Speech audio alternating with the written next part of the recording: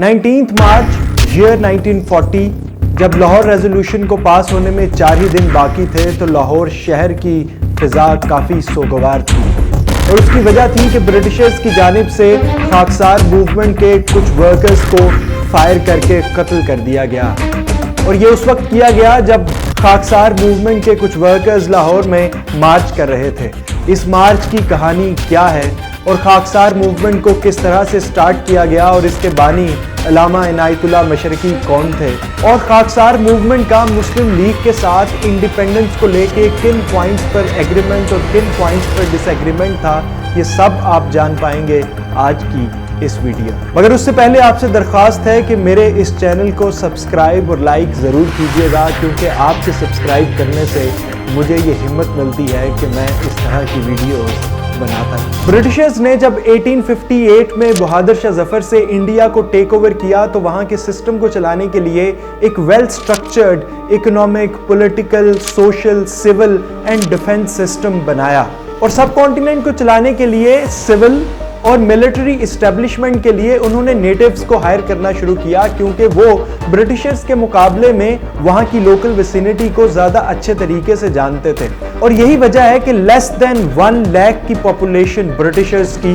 Millions of Indians को rule करने में कामयाब हुई। उस जमाने में both Muslims and non Muslims initially failed to organise any systematic force that could counter British Raj, but with the passage of time ऐसी फोर्सेस सामने आने लगी जिन्होंने ब्रिटिश राज को रेजिस्ट करना शुरू किया। और सबसे ज्यादा रेजिस्टेंस की फोर्सेस हमारे सामने आती हैं 20th सेंचुरी के इनिशियल डेकेड्स में, या हम कह सकते हैं कि 1914 की फर्स्ट वर्ल्ड वॉर के बाद। मगर उससे पहले भी the Kuka movement, the Singh Sabha movement, the formation of Muslim League and Mohammedan reforms जैसी मूवमेंट्स सामने आ चुकी थी। मगर 1914 से ऑनवर्ड्स जो रेजिस्टेंस की मूवमेंट सब कॉन्टिनेंट में पैदा हुई, उन्होंने ब्रिटिशर्स को काफी ज्यादा परेशान किया। और इन मूवमेंट्स में जो सबसे फेमस मूवमेंट्स हैं उनमें द गदर मूवमेंट, द खिलाफत मूवमेंट, भगत सिंह की तहरीक और मजलिस एहरार शामिल है। और इसी तरह से 1931 में एक इंतहाई मुनफरिद मूवमेंट जो ब्रिटिश राज के खिलाफ खड़ी होते हुए हमें नजर आती है,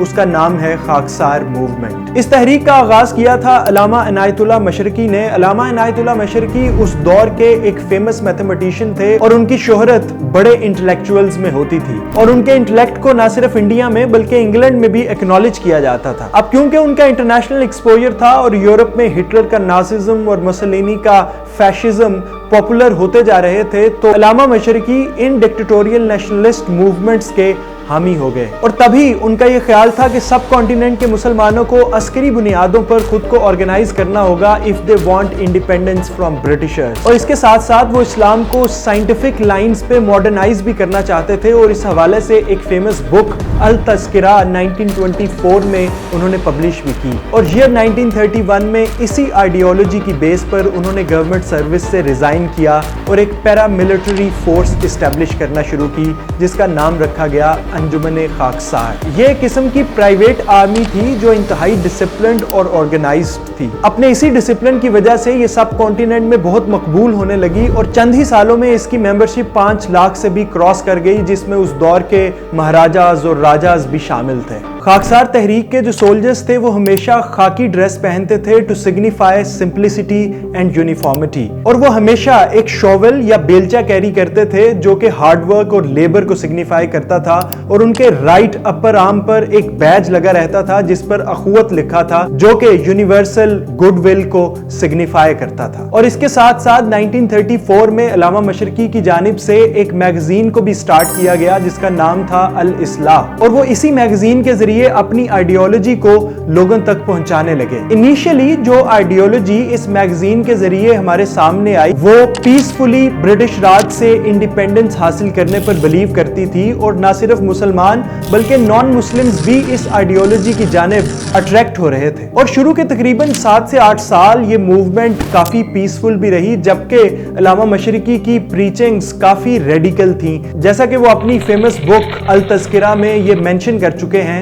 that Khaksars would remain peaceful until no one would interfere in their matters because their ultimate aim is to conquer the world. اور 1939 میں جب شیعہ سنی رائٹ سامنے آئے تو اس کے نتیجے میں الصلاح میں بلنٹلی یہ مینشن کیا گیا that those who took part in riots would be executed by خاکسارز. اور اسی حوالے سے علامہ مشرقی نے لکھنؤ میں ایک سپیچ کرتے ہوئے یہ بھی مینشن کیا کہ he believes in violence and for him non-violence is unnatural. This speech worsened the condition and خاکسارز got involved in resistive activities and resultantly government got concerned اور لاہور میں موجود محمدی پریس جو کہ الصلاح کو پبلش کرتی تھی اس کو بھی بین کیا گیا اور کسی بھی قسم کی پرائیویٹ آرمی کو آرگنائز کرنا آن کرنا اور کسی بھی قسم کی ڈیمانسٹریشن کرنے پر بھی پابندی لگا دی گئی. مگر خاکسارز نے ان ریسٹرکشنز کو ریجیکٹ کیا اور اس کو پروٹیسٹ کرنے کے لیے ایک مارچ کا اعلان کیا اور الاصلاح میں اس بات کا اعلان بھی کیا گیا that if the Punjab government declared war, the provincial leaders of 15 provinces of India will send 30,000 خاکسارز to Lahore within 1 week. اور اسی کے نتیجے میں 19 مارچ 1940 کو انڈیا کے کونے کونے اور اسپیسیفکلی پنجاب سے خاکسارز کی ایک بڑی تعداد لاہور شہر کی سڑکوں پر مارچ کرنے کے لیے جمع ہونے لگی. جب یہ مارچ سٹارٹ کیا گیا تو پولیس کی جانب سے اس کو انٹرسپٹ کیا گیا اور پولیس کے ایک S S P mister Gainsford اس کے نتیجے میں زخمی بھی ہوئے جبکہ ایک deputy superintendent expired and in reaction to that government took action. اور ٹبی بازار جو کہ اندرون لاہور کا ایک علاقہ ہے اور منٹو پارک سے لیس دین 1 مائل کے ڈسٹنس پر ہے وہاں پر خاکسارز پر فائر اوپن کی گئی جس کے نتیجے میں آفیشیل ڈیٹا کے مطابق 32 to 37 پیپل ڈائیڈ لیکن unofficially 300 to 400 people died on that day and علامہ مشرقی was also arrested in result of these riots. اب ایک طرف اس انسیڈنٹ کے بعد لاہور شہر کی فضا سوگوار تھی اور دوسری طرف 4 ہی دن کے بعد مسلم لیگ کا اینول سیشن ہونا تھا جہاں پر لاہور ریزولوشن کو پیش کیا جانا تھا. پنجاب کی حکومت اس وقت سر سکندر حیات چلا رہے تھے جو کہ پنجاب کی یونینسٹ پارٹی سے تعلق رکھتے تھے اور وہ مسلم لیگ کی حمایت کا اعلان بھی کر چکے تھے. سر سکندر حیات نے اس انسیڈنٹ کے بعد جناح سے بات کی کہ وہ کسی طرح سے اس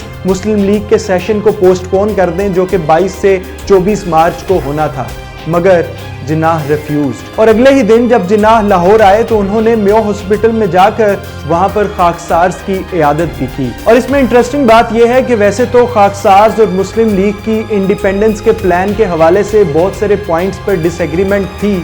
کیونکہ خاکسارز بلیو کرتے تھے کہ وہ برٹشرز سے یونائٹڈ انڈیا کو انڈیپینڈنٹ کرنا چاہتے ہیں جبکہ دوسری طرف 3 جون پلان کی تیاریاں بھی جاری تھیں. مگر اس کے باوجود جب 24 مارچ کو لاہور ریزولوشن کو پاس کیا گیا تو اس کے ساتھ ایک اور ریزولوشن بھی سامنے آئی جس میں خاکسارز کے اس انسیڈنٹ کو کنڈیم کیا گیا اور ایک انڈیپینڈنٹ انکوائری کی ڈیمانڈ کی گئی جس کے نتیجے میں جلد از جلد رپورٹ کو سبمٹ کروایا جانا تھا. مگر اس ریزولوشن کا کوئی فروٹفل رزلٹ سامنے نہیں آیا اور 1942 تک علامہ مشرقی کو جیل میں رکھا گیا until the news of his hunger strike leaked and he was released on 19th January 1942. علامہ مشرقی کی اس خاکسار موومنٹ اور باقی ریزسٹنس کی موومنٹ کے حوالے سے جو نالج آپ رکھتے ہیں کمنٹس میں ان کا اظہار ضرور کیجیے گا تاکہ ایک ہیلدی ڈسکشن کو جنم دیا جا سکے. اور اگر آپ کو آج کی یہ ویڈیو اچھی لگی تو میرے چینل کو سبسکرائب اور لائک ضرور کیجیے گا. Thank you very much.